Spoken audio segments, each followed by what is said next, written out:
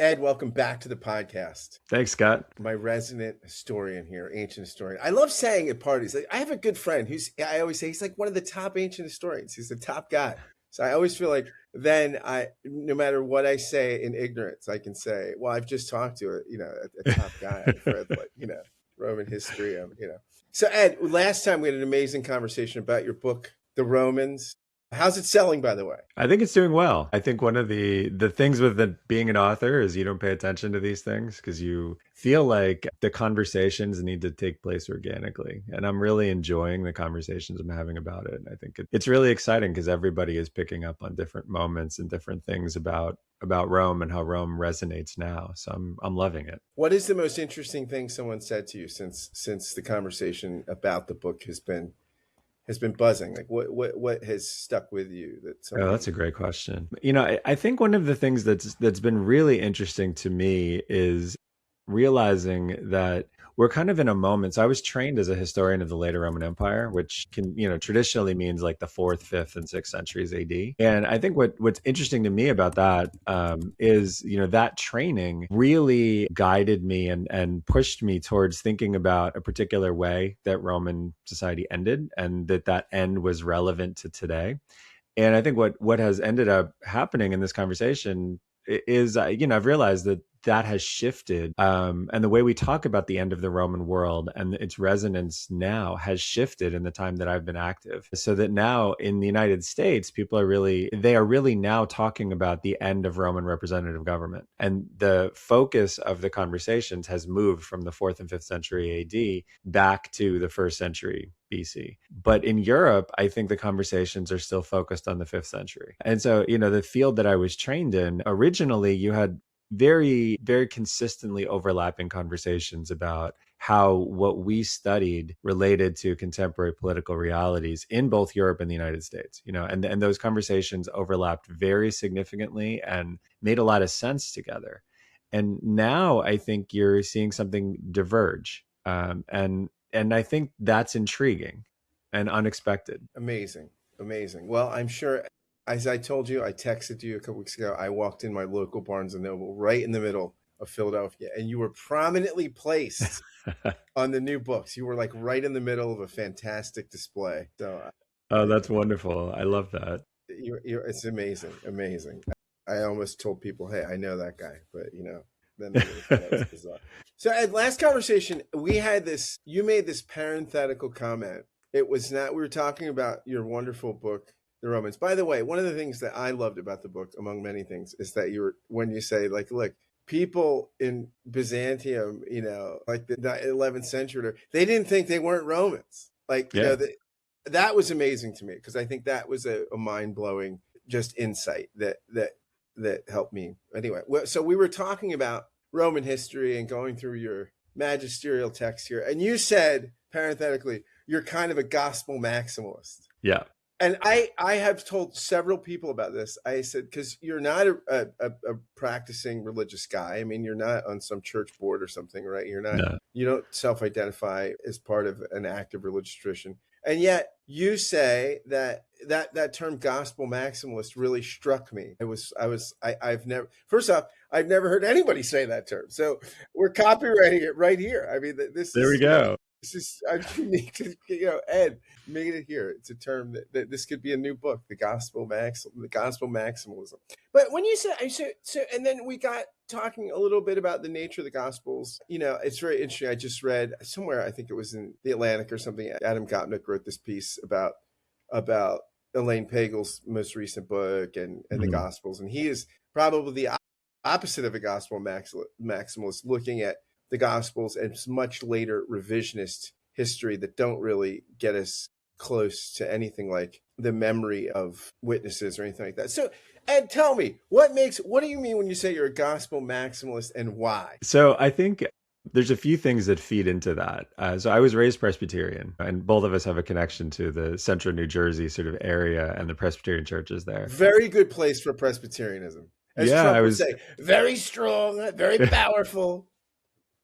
Yeah, so I grew up just outside of Princeton, and I attended Kingston Presbyterian Church, and we had lots of people coming from Princeton Theological Seminary who would come and be, the associate pastors and the student assistants, because it was literally 2 miles away from the seminary. So When I was in grad school, I used to get my hair cut in Kingston. yeah. There's a Oh little barber wow, shop right, Lou's right. Barber. Yeah, yep, exactly. I used to get Yeah, my that hair was my cut. barbershop too. Yeah. Amazing place, amazing place. If you're in Central New Jersey, I don't know if he's still cutting hair. He might not be alive anymore, but great barber. Yeah, he was great. Yeah, so I mean, so it was a small town, and the interesting thing about it is it was a relatively small church, but at the same time, you got really, really like super intelligent and well trained and theologically sophisticated people coming in there. And I eventually stopped attending when I was in high school, and in large part because weirdly I had a theological discussion with one of the student assistants that it didn't work for me. What he was talking about just didn't work for me. What? Well, so I was doing a lot of reading because I got into Roman history when I was in early high school, and I was doing a lot of reading in kind of Roman political history, but also Roman philosophy. And my sort of trajectory as a historian has kind of followed in that path. But what I was realizing when you look at like Roman, especially later Roman philosophy, there's this real emphasis on the language and the teachings and the ideas being more important than the actions. And so you have a story that is not based on what's being done. And actually the truthfulness of what's being done is less important than the fidelity of the actual words and teachings. And so what I was seeing in the way that this stuff was being presented in my church by that student assistant was he was focusing on the stories. And I didn't, if you're really interested in what Christianity means, it's not the stories, it's the words, and it's specifically deep down, right? It's got to be the words of Jesus foremost. And then, the words of Paul maybe after that. But this idea of a sort of charismatic tradition and this idea of sort of God speaking, the actual words of God, like, why are we not focusing on that? And so, so I did have a pretty significant argument with him that I didn't know the theological trajectory that I was going on. I didn't know that what I was doing was effectively, on one level, almost Marcionite. But what I was saying, was I don't understand why we're focusing on stories and we're not focusing on words. And this was not a deep sort of critique of Presbyterianism. This was a specific experience that I had with somebody who was, training, right? He's not a mature theologian. He's not a Can I ask mature. what decade is this? This is the 90s. So it's interesting because Late 80s, early 90s. narrative theology would have been huge at that time, right? Which was a movement exactly around this that really that Christianity is not, on the left there tended to be the sense that Christianity was really about these universal religious experiences, right? That it's not about doctrines, it's about these experiences. And then if you get in interreligious dialogue, you find everyone has these transcendent experiences. And on the right, it tended to be, no, it's about doctrines and dogmas and propositions, especially in old school Presbyterianism. It's double predestination and this and that. And these folks were saying, no, it's a cultural linguistic framework. It's more like a story or a language or like a game like baseball. And so that it makes sense that in the 90s that was pretty popular, right? That this kind of sense that really it's not propositional content. And you were saying, what's the propositional content here? Well, what I was saying ultimately, because again, I wasn't able to articulate this and I wasn't able to understand it in quite the way that I can now. But I was very interested in doing the kind of work that a historian would do to say, what's more likely to be true here? Like what's more likely to have been preserved as it actually, came out of the 30s AD or the 60s AD? Like what actually do we have here that I'm confident probably is connected to something that happened during Jesus' life or something that Jesus said? And I felt what Jesus said was, I have greater confidence in that than I do in the narrative. And and what I didn't know at that time, that was a personal. Is that because you think, look, the sayings probably made a lasting impact? I mean, they might not have remembered how many people were there or whether he said this at the tavern or on the hillside, but they probably retained the core. Is Yeah. that the thinking? That's ultimately it. Like so what I saw in some of the Roman philosophy that I was reading was you have this really strong attachment to the stuff that is actually said by the person who's supposed to be inspired, right? And then the narratives around it, they can shift because what those narratives tend to do is reinforce the content of the teaching. And so when you're looking at, so the people that, eventually as I became more and more sort of articulate about what I was seeing and what I was interested in, I started working on these late antique philosophical lives that are written by kind of figures in the community who are interested in illustrating the connection between philosophical principles and action in the world. And what you see is that the action in the world can be malleable and it can be incredible because it's not actually supposed to be, it is taken literally, but it's not supposed to be literal sort of actions you emulate. It's illustrative of the teachings that you're supposed to apply, right? And so the teachings matter, right? You need to have the teachings right. And you need to have them exact because that's actually what this person is conveying to you. And then the actions that illustrate the teachings, great, right? Those are in a sense proof texts. And they're in a sense like inspirational texts to show you how you're supposed to apply these teachings. But it's the teachings that matter. And so I think that again, I couldn't articulate this in like 1989, but I sensed it. And it is a natural way that I think about things that, I'm very interested in, like, what is this community privileging? So when you look at like Livy or even, or Sallust or some of the classical Roman historians, they're interested in the events and the words are less important. The words in a sense are explicative, they're explanations of why someone does what they do, but you're concerned more about illustrating the truth of the event and the accuracy of the event, and the words are interpretive. And with a philosophical or religious text, it's the opposite, right? The words are what's important. The events are illustrative.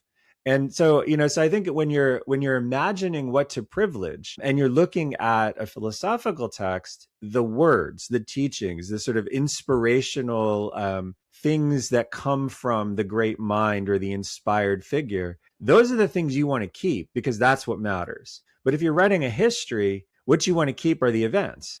And and ancient authors actually articulate this. Like when Plutarch talks about what he's doing for a biography, what Plutarch says is like, if you want events, go to a history, right? What I'm trying to do is to show you character. I'm trying to show you like who this person is. And I think with a religious text, it's even deeper. You're not interested so much in who the person is as like, what does this person who occupies this incredibly special space have to say to me? And you better get that right because that's what matters. And then the details around that matter less than, the actual ideas. So for you, it's easy when you look at a text like the Gospels or something. It's easy for you to see how narratives would have been shaped in ways to sort of say this makes sense over here if we put this over here, Yeah. or I think of, you look at Mark and what happens after Jesus' temptations. He goes into the wilderness for 4 days. Well, what happens there? He comes out of the wilderness successfully instead of succumbing to temptation the way Israel does in the wilderness. And what the wild beasts attend to him. Well, wild beasts represent nations, right? And so that's, so you're saying that stuff is more, it's easy to understand how somebody's like writing a screenplay as opposed to the preservation of the actual teachings. Yeah, I think the Gospels are remarkable texts because they're designed to be persuasive texts and they're super efficient and they work. They work really, really well, right? They are very persuasive texts. But, but a persuasive text, it isn't a catalog. A persuasive text is making an argument. And, and so I think Matthew does this the best. John does it in a very interesting way too, but I think Matthew does this the best because what Matthew is doing effectively is showing you, here are the words of Jesus, and here are why the words of Jesus as we have them correlate to these things from the Old Testament. And then how do these actions kind of prove the truth of the correlation? But the argument is, I think, it's a very tight one. It's a very well constructed one, but at the same time, it is an argument. And what I think you're seeing in there is, there's a point of view that he's articulating, but it's built around the words.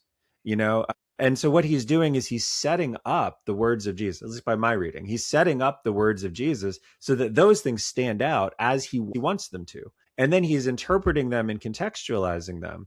But, the interpretation and contextualization is, I think, less important in the, it's less important in the preservation sense than the words, because the words are the centerpiece of this, right? Without the words of Jesus, the whole gospel falls apart. You need the words to be, to make all of that contextualization actually functional. But don't you think, like for the Apostle Paul, the words are way less important than the drama, right? Than the story. Like, and Paul seems to know a little bit of Jesus' teaching, maybe about loving your enemies or something. But for him, it's this, that he was a guy, he lived, he died, and was resurrected. And somehow in that drama is this redemption, right? I mean, it doesn't. So, I mean, in the 50s for Paul, I don't think the teachings mattered to Paul much at all. And I think this is where Martian is super interesting, right? Because what Martian, Martian is early to mid 2nd century AD thinker, and born like in the 80s or something, right? So he's the third generation of Christians. And what Martian basically does is he says, look, like I look at what Jesus said and I look at the Old Testament, and this is different, right? Jesus is different than God. God, takes these actions. God is vengeful. God does these other things from the Old Testament. And that is like the demiurge. And, in Martian's conception, that's like the demiurge in a Platonic context and an Israeli or Jewish tribal God. And Jesus is different. And so what we need to do is take the actual sort of words and he builds a kind of gospel around like the words of Jesus and Paul. And I think what's interesting about that is, when Paul is doing this stuff in the 50s, there are still people who knew Jesus intimately who are also conveying the words of Jesus. Yeah, the Apostle Paul says in Corinthians that he can put his hand on 500 people that knew the risen Jesus. Right now, I don't know. I don't know that I could list 500 people I know, period. I mean, my Facebook friends, but do I even know all my Facebook friends? That's a great question. Yeah. But I'm sure I don't know many of them. But that's interesting that he's got this number of people, like you're saying, that in the 50s, he's confident because he's talking to these Corinthians who are struggling with belief in the resurrection. And he's like, no, I know where they are. Like they're in Asia Minor. I mean, they're littered around the Mediterranean. We can put our hands on these people. Yeah. And so the moment in the 50s is a different moment than the moment in the 60s. So, so when you have these kinds of communities, and when you see this in the philosophical traditions that I've worked in, there's a real impulse to preserve the words of the founder when those words are, the people who heard those words are about to go away. And so when the person is still there, you don't really. It's not your obligation or your message or your purpose to preserve those words. And so what Paul is doing, I think, is he's aware, I think. I would say he's probably more aware than what his works suggest of what Jesus actually said. But his goal is not to preserve what Jesus said, because there's lots of people who can do that, right? What Paul is doing is he is providing, this amazing kind of service to Christians where if he's in the room, he's going to make Christians. And, and he's going to reinforce Christians. And so I think the initial sort of wave of Christianity after, like the generation and a half or so after Jesus's death. So like, let's say between 33 and like, I don't know, if we want to put Mark in 64.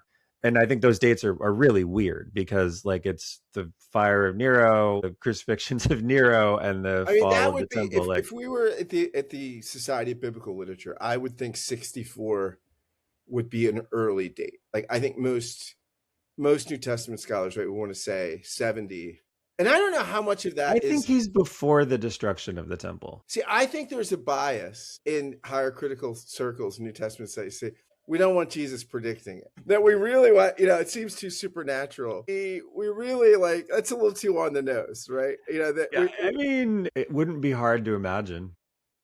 Right. In the 30s, it would not be hard to imagine where this is going to go. If you're in Judea in the 30s, it would not be hard to imagine that this is going to be catastrophic. And it wouldn't be hard to imagine what the Romans are going to do in response. Not everybody is thinking that, but there are definitely people thinking that. So yes, okay. Could you say it's after 70? Maybe.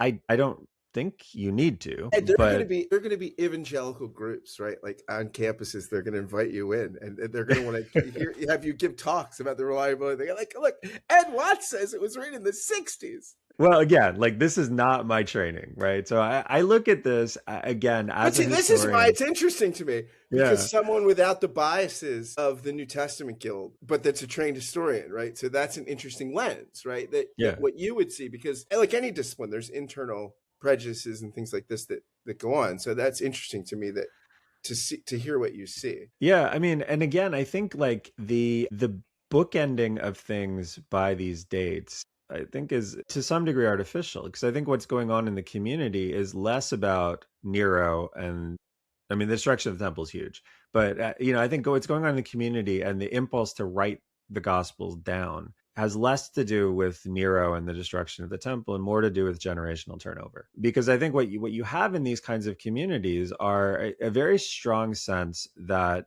the founder is super, super, super important. And anybody who heard anything from the founder, this is the most essential thing that you can do is to preserve that. So a great example of this is what happens after the death of the philosopher Plotinus in 270 AD. And Plotinus actually did write things down, unlike Jesus, but it was super messy, and he was a terrible writer.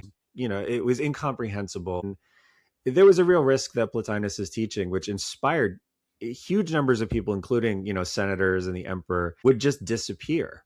And so all of the people who had listened to Plotinus in the 270s, 280s, 290s begin this process of trying to go through and systematize and correct and create a corpus that preserves his teaching because they think it's super important. And we know from the philosopher Porphyry, they go back and forth and they exchange kind of messages about like, well, what did he mean here, right? Like, what do you remember? And they try to basically make sense of this because they know that they're the ones who heard it. And if they don't preserve it as they heard it, and they don't kind of systematize it as they heard it, and they don't create something that preserves what they understood as they heard it, when their generation is gone, it's gone. And so I think what I see when I look at especially the initial sort of impulse in something like Mark, where I think Mark is trying very hard to maintain in a fashion that translates from Aramaic to Greek, the text and the ideas and the true sort of flow of what Jesus is trying to say. And I think that's part of why it's so awkward, right? I think he's trying to maintain fidelity while also trying to make something that works as Greek. I think that is a generational impulse. And, and maybe the persecution of Nero did something. I mean, it certainly would have gotten rid potentially of people who were of the generation that knew Jesus, and the destruction of the temple potentially got rid of, and the catastrophes in Judea obviously would have gotten rid of significant numbers of people because it was horrible. There were spaces you could leave and go to if you didn't like this. Like, Scythopolis, for example, was a refuge. But basically, this is, I think, more about the generation that actually heard Jesus is dying. And you need this stuff written down because the oral mouthpieces that can actually provide this information are going away. And you also need to put it in Greek because as Aramaic teaching, it has a very limited audience. Aramaic is spoken really in kind of the swath of the Fertile Crescent from kind of, I don't know, what's now basically Gaza through kind of the northern part of Iraq. It's not a world language at this point. It's not going to be the language of a world religion. And as Christianity is spreading with Paul and others, as it's spreading through the Greek world, you have mediation through a different language, which creates distortion because everybody is sort of taking the Aramaic and doing something different with it. So you need this kind of careful way of rendering Jesus in a fashion that, is true to what they believe Jesus said. And I think there's a real impulse. I mean, I think there's a real tension that, as we mentioned earlier, between the religion of stories and the religion of teaching. And I think there is a real desire among a big segment of the early Christian population to make this a religion of teaching, where stories are less important than teaching. And so that's, I think, the impulse. And does 6470 cause it? I don't think it causes it. And so I think the window is less important to me than the fact that you're in this moment, a generational moment where the generation that knew Jesus is passing. So when you're saying teaching, you're saying, because again, this gets back to Paul, though, who, in some sense, like, who's the founder of the religion, right? I mean, is it Jesus or Paul, right? I mean, because in some sense, if there's no Apostle Paul, there's probably no Christianity, right? This probably is some Second Temple Jewish sect that wouldn't have Yeah, survived. It would I have agree just with gone that. the way of the Essenes or the Sadducees or something. Like, it would. I mean, the Pharisees luckily had a form of Judaism that could survive without the temple, right? Which could become rabbinic Yeah, Judaism. So they had a. right. I mean, I don't know that Christianity would have been able to make that transition without what Paul was able to do. But I mean, you think like what Paul develops is not a religion. It's a religion about Jesus, not the teachings of Jesus, right? In some sense, it's about this person who's the reconciler, who's the mediator. It's incarnational, right? I mean, it's not. I mean, like for Mark to work, you don't need the incarnation. Yeah. Maybe even Matthew and Luke, right? I mean, John, you certainly kind of need it, like, I mean, because there's I mean, Well, I mean, it's the just, trajectory to resurrection and, the shift from mortality to immortality. Yes, I think you need it. yeah, and it's the stairway to heaven descending, right? I mean, Yeah. it's a whereas, like, I mean, Karl Barth, one of my favorite theologians, says, there are two stories going on in the story of Jesus, and one is the story of ascension, right? Like of the sort of boy from Nazareth made good and rising to being the anointed one. And he says you see that in the synoptics, right? And then the other is a story of descent, right? Of God coming down, which you see in John and Paul. So they're Yeah. two. He says, it's best to understand this theologically as two stories going on at once, right? But they're kind of, it's weird because they're kind of different sorts of stories, right? And one, I mean, you could say one's a lower Christology and one's a higher Christology, but Barth wants to say it. He thinks it's more accurate to say, no, it's not that one's low and one's high. One's ascending and one's descending. Yeah. So I think that when I'm thinking stories, I'm not thinking the big kind of meta story where, I have a couple thoughts. I mean, one is, I think that there is a sort of meta story that is being developed. But then there's the micro stories, like, what happens with Lazarus, or what happens with, the loaves and the fish, or, what happens when he meets the Canaanite woman, and those are the things that I think are additive by somebody, right? I don't know that I don't think they're fictionalized by gospel writers, but I think they're circulating. But I think in a way, when you're making the choice as an author to decide what you're privileging, right? Like, what is the jewel that's going to be embedded in the gold that is going to be a part of this composition you put together? The jewel, I think, for these authors are the words. And I think that actually does get back to Paul, because I think when I think of what Paul is doing, I think there's a couple of really important things that make it distinctive. The first is, the traveling, but the second is the language. Jesus' teaching, I think, in the 50s it's going to be relatively inaccessible because it's not clear to me how much is out of Aramaic.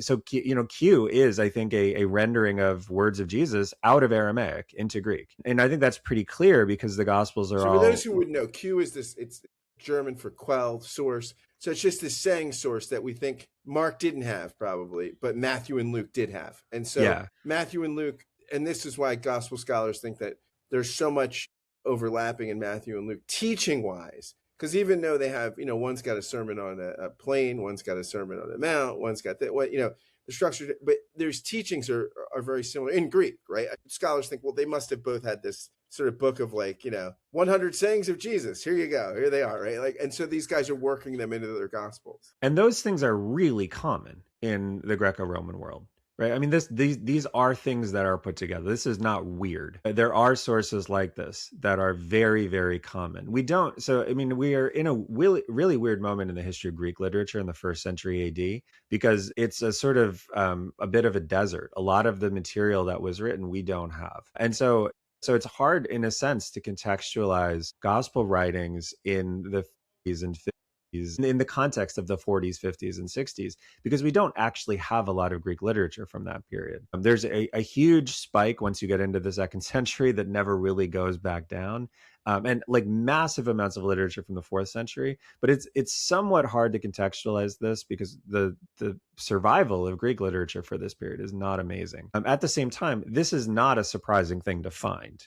Like, this is the stuff that people preserve all the time, because it's a way to systematize knowledge. And in a culture where books are, or at that moment, codices scrolls are extremely expensive to produce and consult. You do this, and you do this for all sorts of authors that you think are inspirational or important. So the existence of Q, as a historian, that's not weird to me at all, that you would have something like this, because all kinds of communities are doing this kind of thing.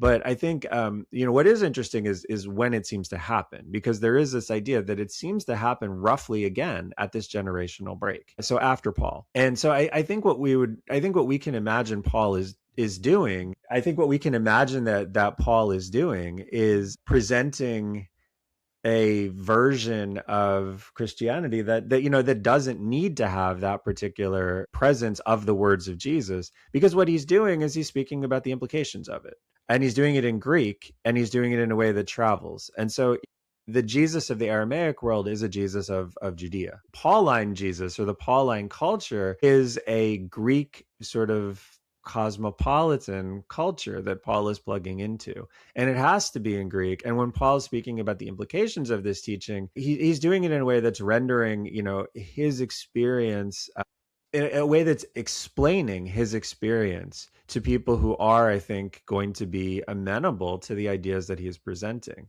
And so, then once you get into this, then it becomes a question of how you check the evolution of the community against some sort of standard. And I think that's really a part of the project of the 60s. This community is growing. The Christian communities in these different places are very diverse, because they each have an experience of Paul that's a slightly different experience. They also have other people coming in who are Christians, who they invite into their community, who are saying different things. So, like Galatians is a great example of that, where Paul is like, wait, I came in, I told you what this is about. This other guy came in. Why did you listen to him? You knew that he was, and you knew that as well, right? In the Church of Corinth, the same thing. Like there's these other teachers that are coming in, and they're saying, well, look, if Paul's so great, why is he in jail all the time? Why isn't he having money? Yeah, I mean, there's these communities seem particularly vulnerable or amenable. I mean, it depends on what kind of where you're open to, like, oh, all right. What do you have to say? Maybe we'll upgrade. Yeah, this is let's this is a new download. This is the operating system. Let's update the operating system, because they're small. I mean, they I think do have communication networks that spread these things around. So again, I mean, this is a weird moment, but there's a really cool, there's an Epicurean named Diogenes of Oinoanda, and he's like a nobody, except that he's very rich. And Oinoanda is a nothing city in Asia Minor. But this guy pays to put his letters to the Epicurean community in Athens, and then his own teachings up on a wall in a stoa. And so we have this inscription that shows how this guy sort of is positioning himself as a leader in this community. And what you have are sort of nodes that are centralized. And then, you have these people who interact with these nodes, and then interact with these nodes in fashions that might privilege certain ideas in certain communities.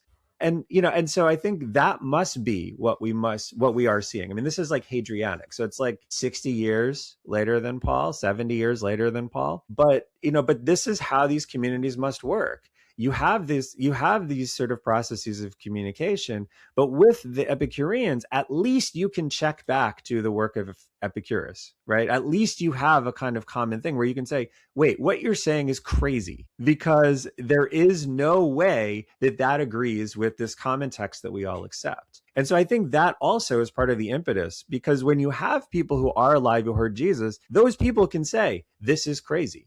But when they're not there anymore, where's your check? And so I think that's again a sort of push to really be true and faithful to the kinds of stuff that you're recording that Jesus said, because this again is going to be a kind of regulator in these communities that are, I think, in communication with each other, but minimal communication. And they don't have a hierarchy. They don't have, a papacy or a bishop or somebody who is trying to control directions. And you also have these figures who come in who, for example, are rich. So again, Martian, my favorite one of these guys, shows up in Rome in the 180s, and he's a rich guy. And so he drops 200,000 sesterces on the Roman church to push his idea.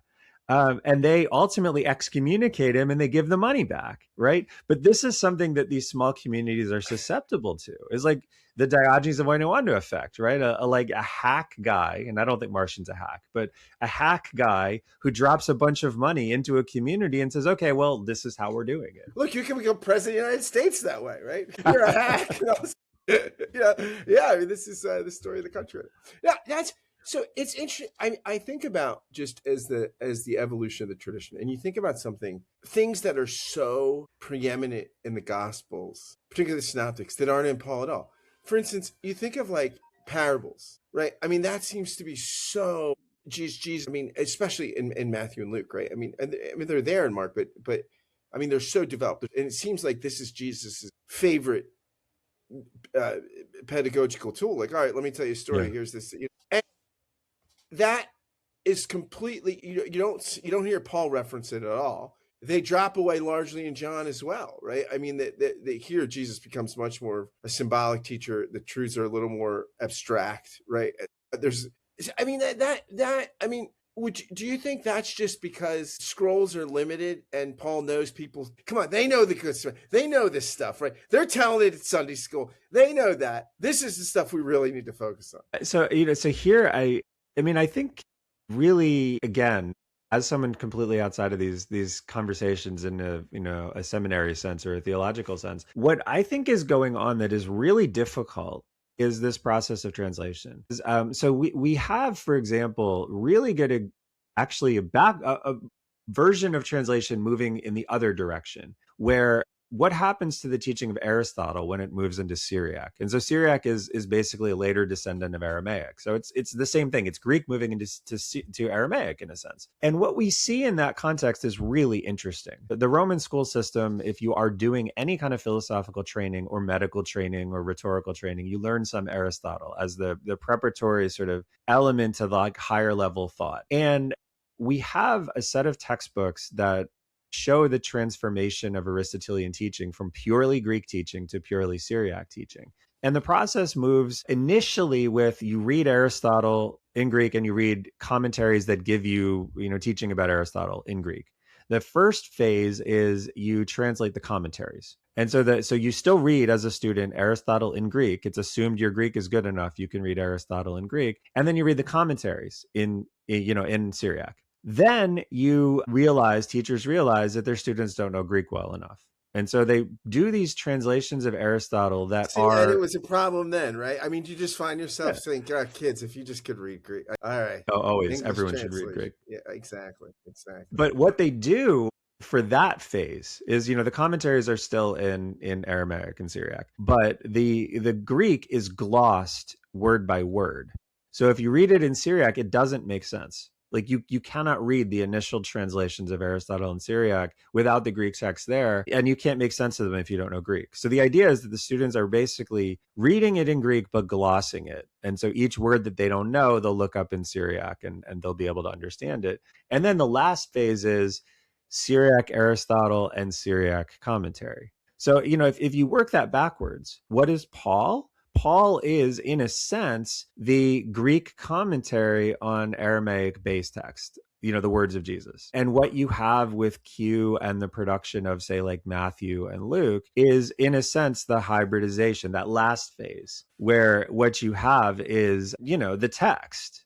And so what Martian, I think, is doing is that last phase where you have the words of Jesus and you have this kind of, what does it mean in a context for us, which is the Pauline material. And so, so in some ways, this makes sense in the way that you render teaching to an audience that doesn't really speak effectively the language that that teaching appeared in. And so, so as a historian, this is kind of what I'm seeing. And this is why, I think what Martian is doing is really indicative of a way to understand Jesus that would have made a ton of sense in the first century AD. It doesn't mean Martian's right. I mean, there's a lot that Martian says that I think is really problematic, but at least it's an approach that I think reflects what we could understand as historians to be a fashion of translating both the words and the implications in a kind of pure way, I guess. A way that's not distorted.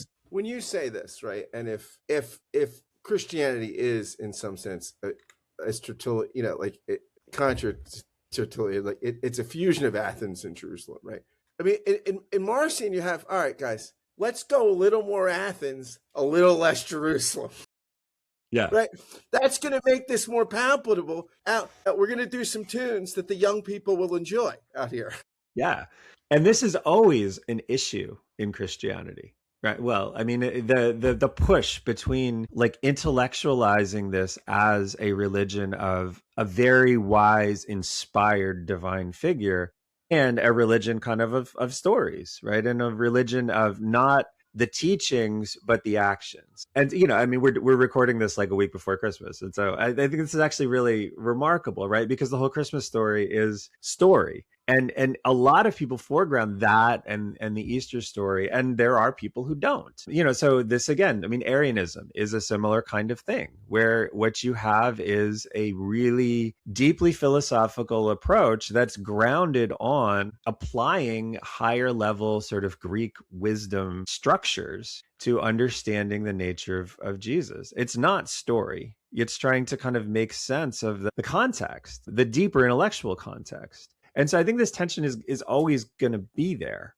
And I think like Origen talks about this in a different way when Origen talks about how there's and Clement's true Gnostic, where what is the actual sort of highest level of Christianity? It's loving God on an intellectual level with no sort of bodily elements at all, no thoughts of punishment or pain or rewards. It's not about going to heaven at all, right? I mean, that's like great, but what it's about is being in this world and fully knowing God, because from that comes this really wonderful kind of experience of union with the divine.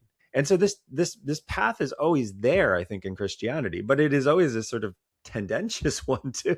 And truly spiritual, right? I mean, in the sense of the Hebrew Bible on this score is less spiritual. If you're a Gnostic or something, if you're Clement and you're looking at like, all right, we're going to wash our pots and our pans and we're going to do this and circumcise on and this stuff is also embodied in particular. There was I forget this guy that taught Judaic at Notre Dame, and Stanley Hauerwas quotes him. He says, there's no religion is worth its salt if it doesn't tell you what to do with your pots, your pans, and your genitals. But that's very good, right? I mean, on some level, right, where there's, and I think there are dualistic parts even in the New Testament, right? But the New Testament still carries the deep Hebrew imagination, right? Where you get a resurrection of the body, right, which prefigures the general resurrection that the Pharisees and lots of other Jews are looking for at the apocalyptic moment, right? It's not.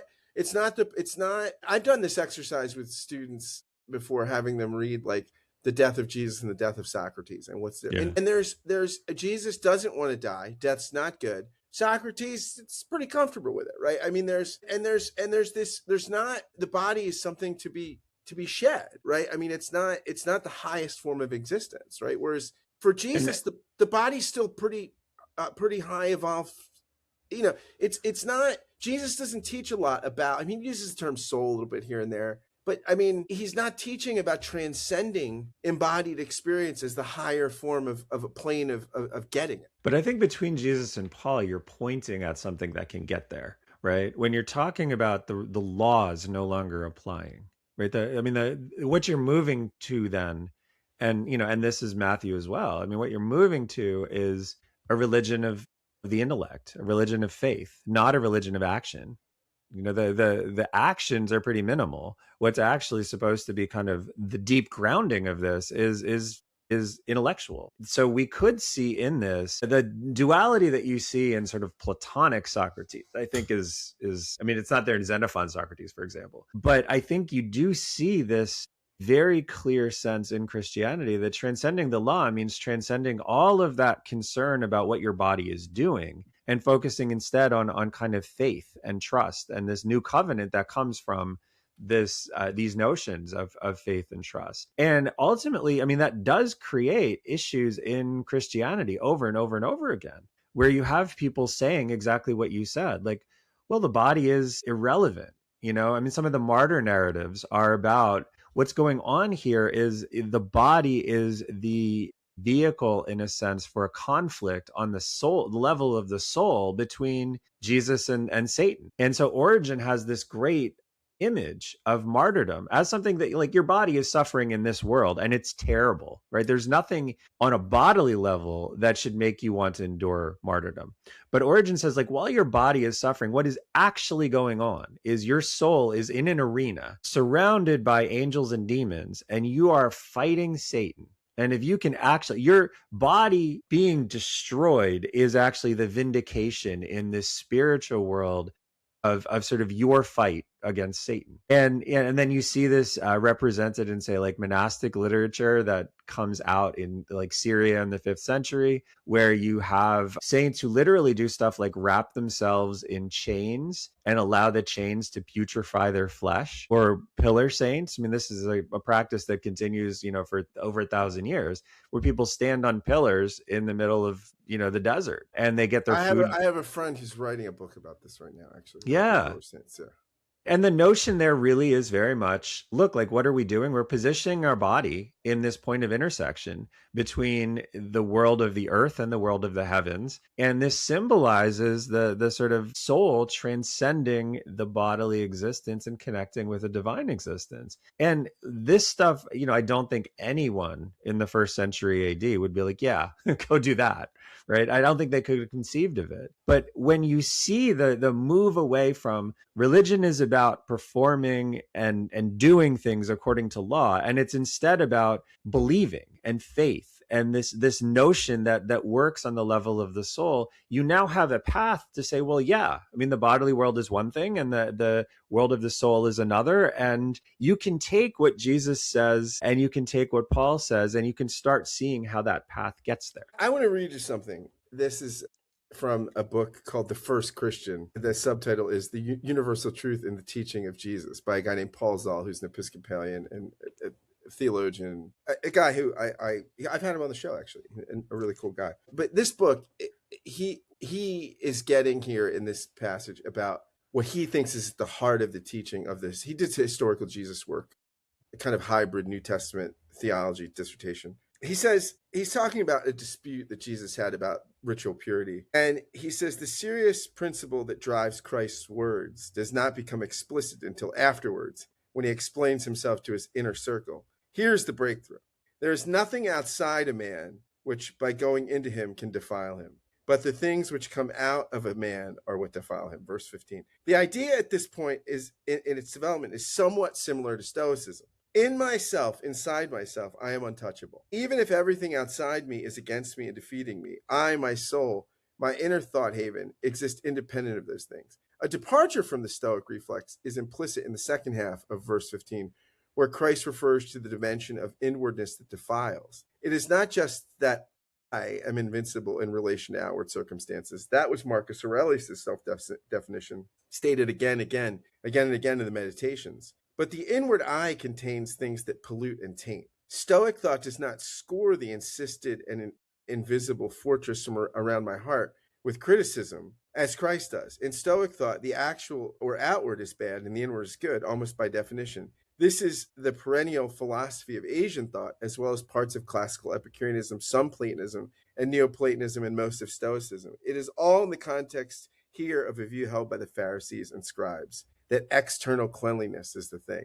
For Jesus, the inward is not good. It is an abscess. So, and then from there, he talks about Jesus. And he makes a really interesting case that a lot of people think that, oh my gosh, original sin, this idea of Augustine and everything, that's so foreign to the idea of Jesus. And he says, no, this thing, what he argues might actually go back to Jesus. This phrase about the inward being the problem, right? That it's not the outward that contaminates you, but what comes from the inside. As Jesus' own view of like, hey, you have a problem that's not remedied, that can't just be remedied by ritual purification, right? That you have an existential problem.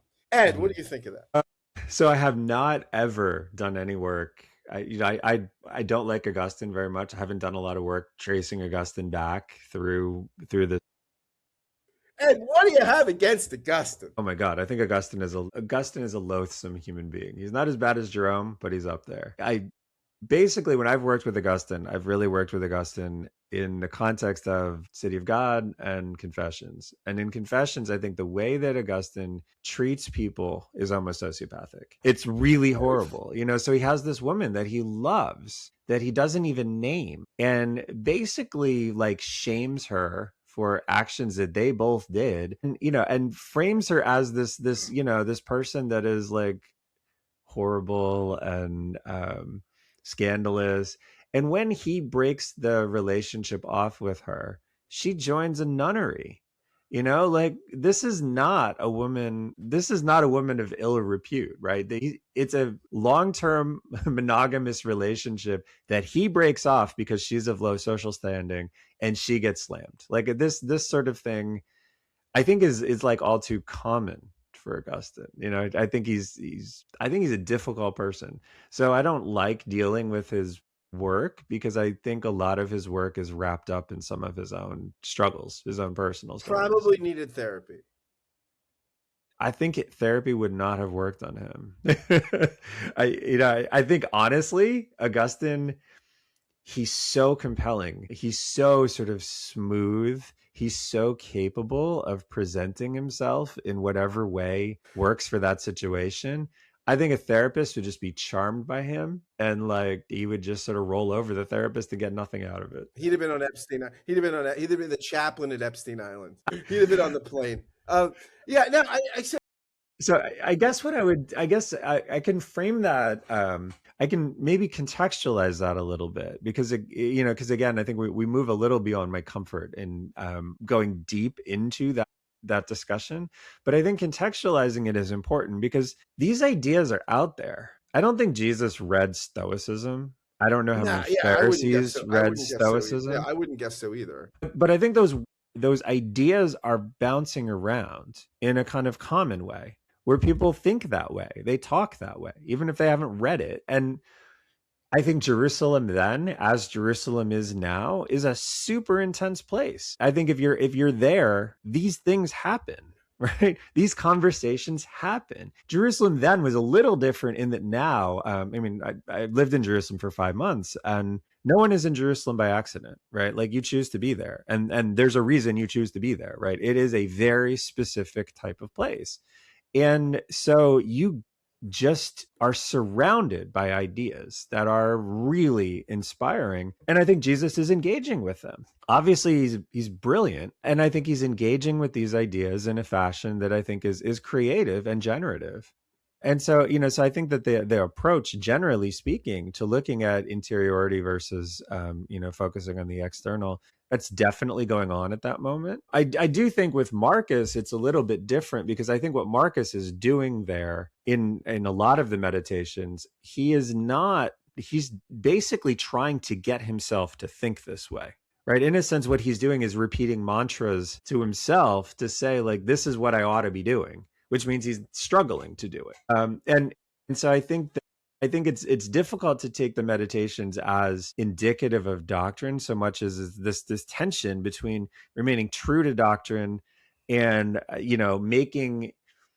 contextualizing your experiences in a way that allows you to try to correct so that you can remain true to whatever the doctrine is. But it is an interesting idea. I don't know about the idea of an abscess. That strikes me as strange. But, I do think the notion of interiority versus exteriority is going to be something that Jesus is definitely dealing with because it's there in that world. And I think the idea of the soul is too. Right? Brings him into a lot of tension with, say, the Pharisees over these points, right? Because there's this Jesus saying, look, this ritual. I mean, you can find contemporary rabbinic thinking that says, look, if you go do temple observance and you're ritually pure, but you forsake the poor, you're ritually impure. But you don't find this, it doesn't even matter. That can't even clean you anyway. Like, and then the problem isn't that you've been defiled. It's that you have this inner problem, wrath, these things that are in the seat of the heart. That's the problem. I do think he's right about something that is unusual. There's so much in Jesus that you can find in other rabbinic thought, right? A lot of it, right? This is something that strikes me that is innovative and different. And I think that's, I think this break from religion as practice to religion as thought is very significant everywhere. right? I mean, this isn't And how. is this what high school ed is saying? Is high school Presbyterian ed saying, "I want the thought, not the stories"? Like, tell me the, give me the essence of this thing, so I can weigh it and judge it for myself. I don't want you sitting on for 18 minutes about the narrative. Look at this interesting thing in the detail, this interesting detail in the rich young ruler. Give me what the hell the thing means. Is that the question you're Yeah. asking? Yeah, because I already knew that there were significant gaps in the way the narrative worked, right? I already knew that Herod died in 4 BC and the census was probably in 6 AD.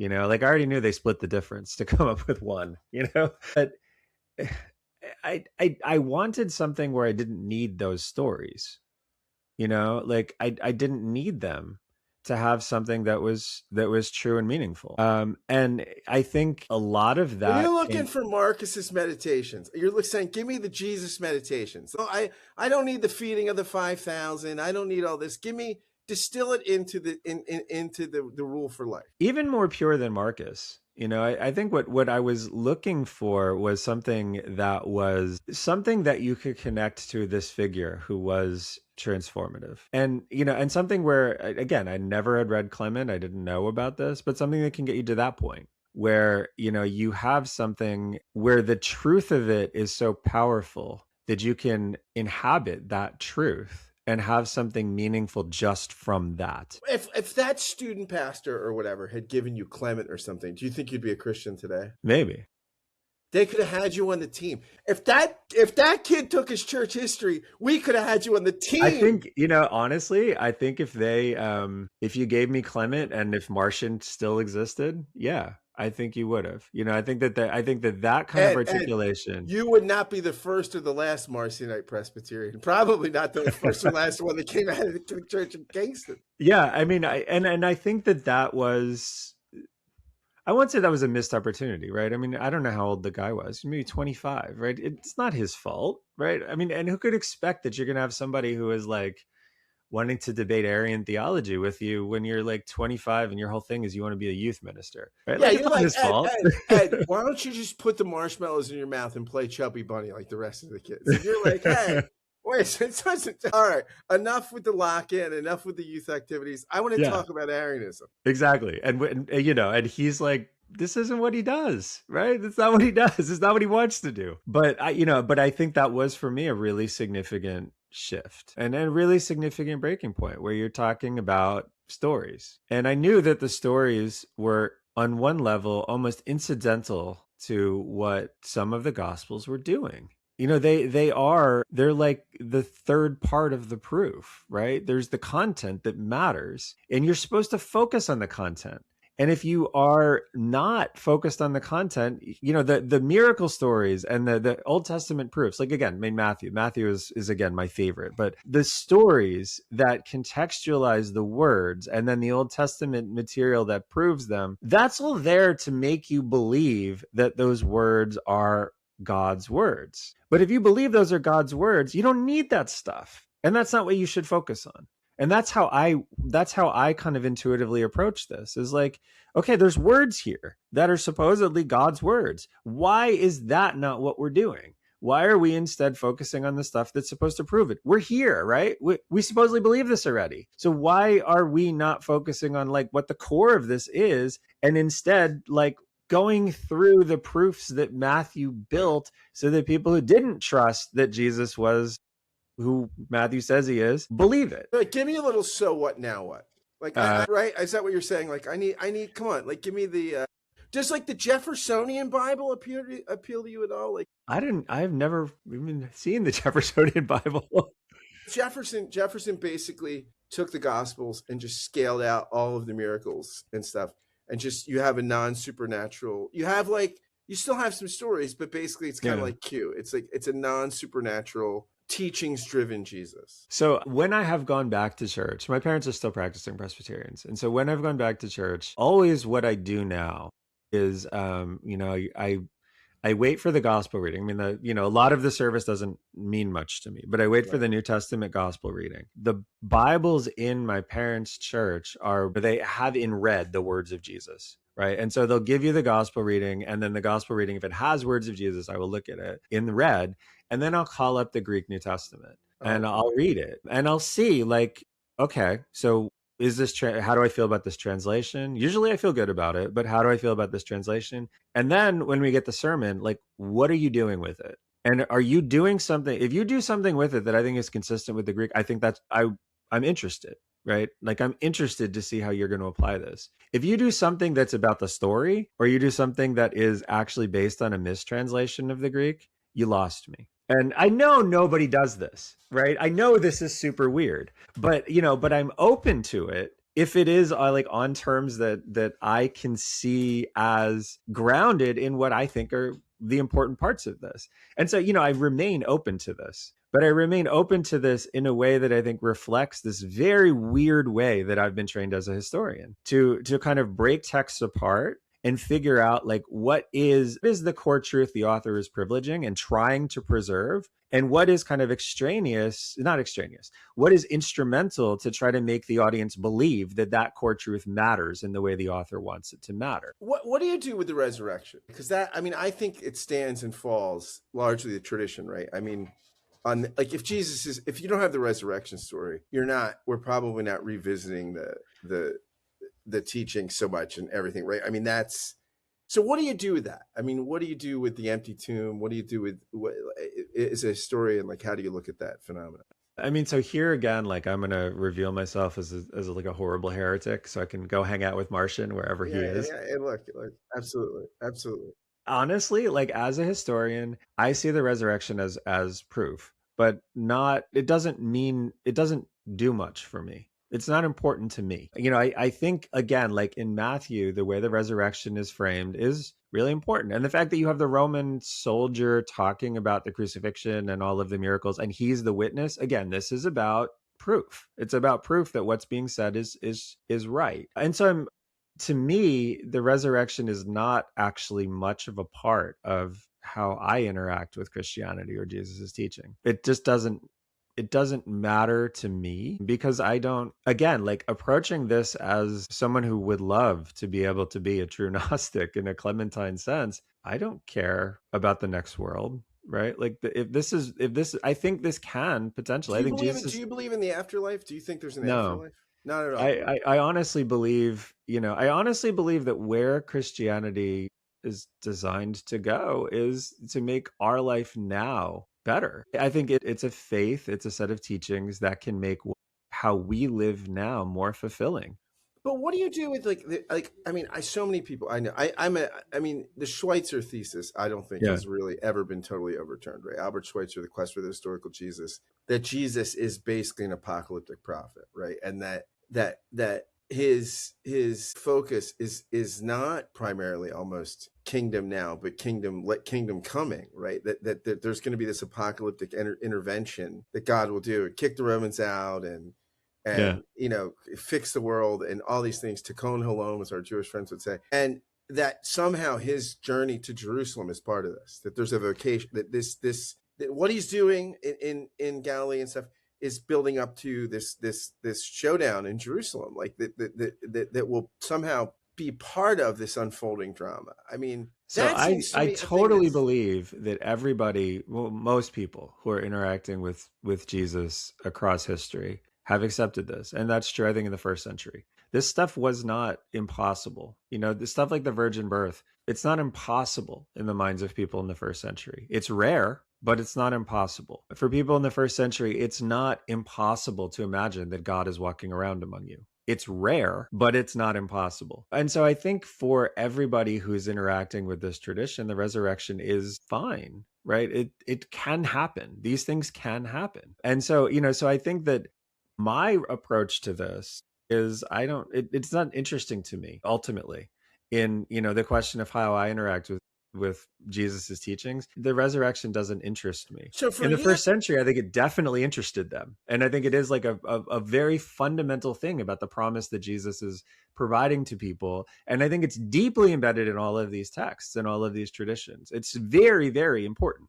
So for Even you, in Mark. your Jesus, like the thing that's compelling to you, okay, learning how to love your neighbor, managing anxiety, not being too materialistic, like realizing how what a foothold money can get in your life.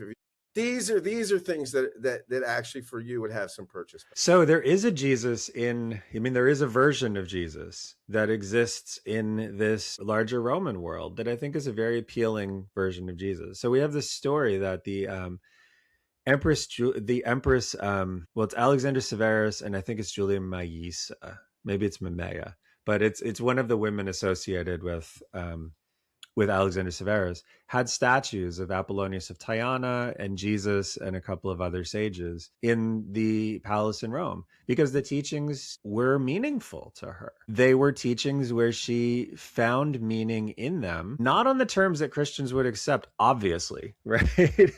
Christians are not going to accept that, you should have a statue of Jesus that you see that you worship like you would a Greek statue, right? That's not acceptable to third century Christians. But it didn't matter to her. There's something meaningful in there about how she understands the world. We don't know exactly what she took from it. But I think this is I think one of the things that we sometimes miss about Jesus's teachings. Like, as a way to understand your place in a larger world, these are really powerful things. And you don't need to accept all of them, but the teachings themselves are really powerful and they can make your life better.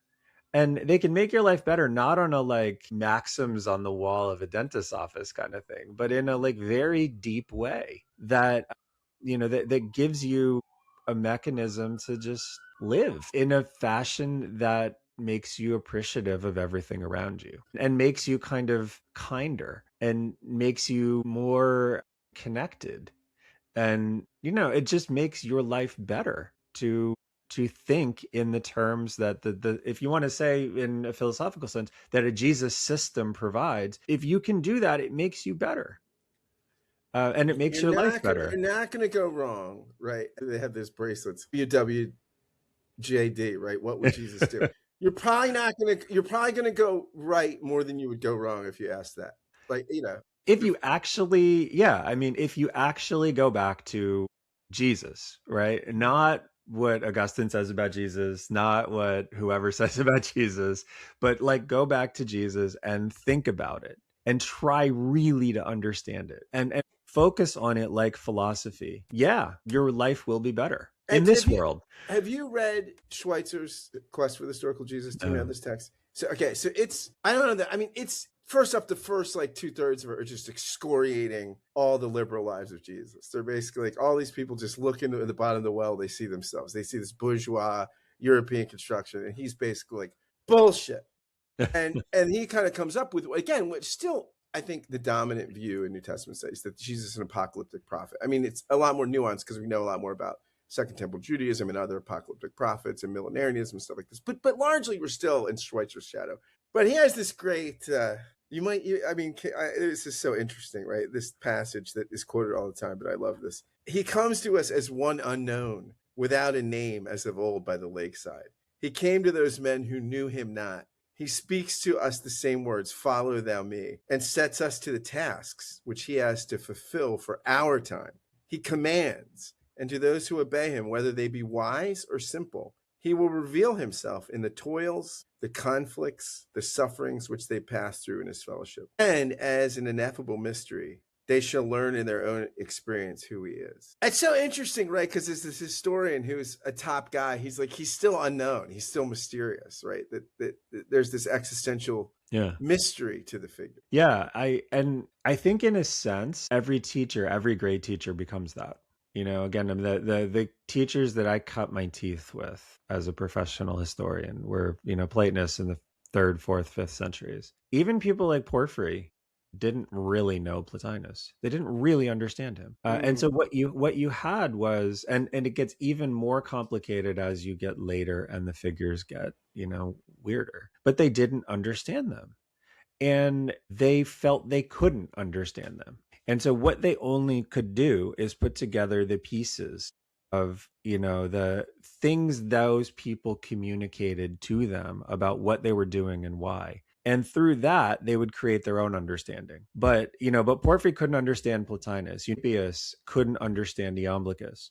But you had enough that, and if they were a good teacher, what they gave you was enough that your path would be set according to what they understood the appropriate parameters and the appropriate kind of direction to be. But the teacher's path was not your path. And the great teacher understood that.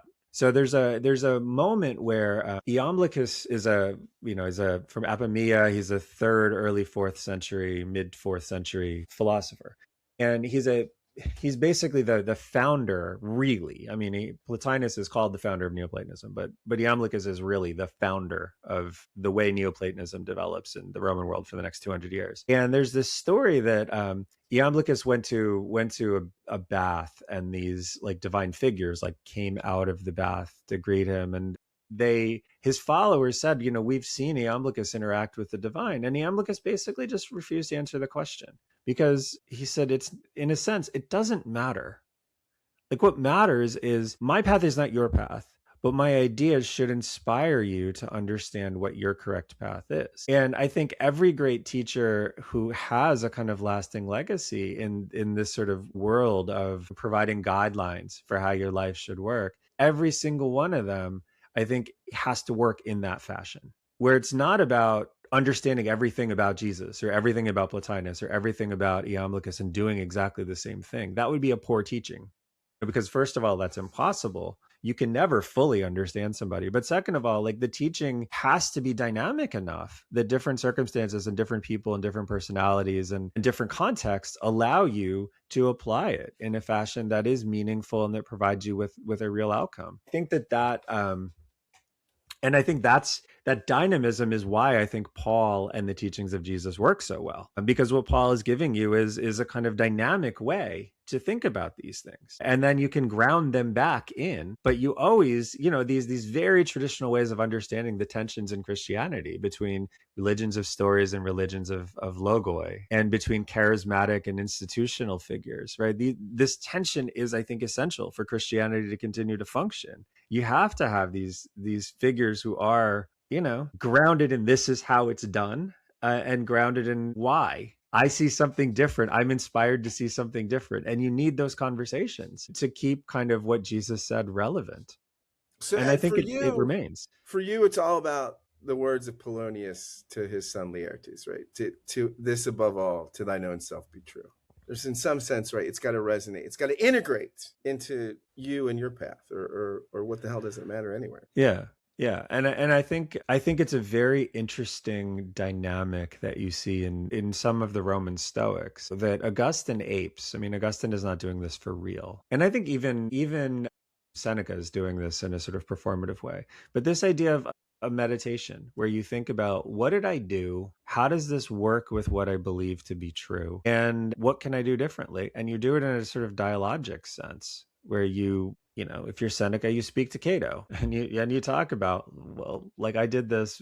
Was this right? Why did I do it this way? Or Marcus, I think, is talking to himself. But I think that's important, and I think that's a very Roman way to think about things. Is there's a tradition that's inherited and it has to be applied. How do I apply it? And how do I apply it in a way that's consistent with the tradition, using exemplars who help me understand that better? Ed, you've helped me understand a lot of things better today. Thank you. It's always great to talk with you. And again, this was a great conversation. Thanks for spending some time talking with me about Jesus, about the Gospels, and about, really existential stuff and how we integrate it into our lives. I appreciate it. Oh, no, this was really wonderful and great for me, and one of the best conversations that I've had. So thank you for facilitating it. Pleasure is all mine.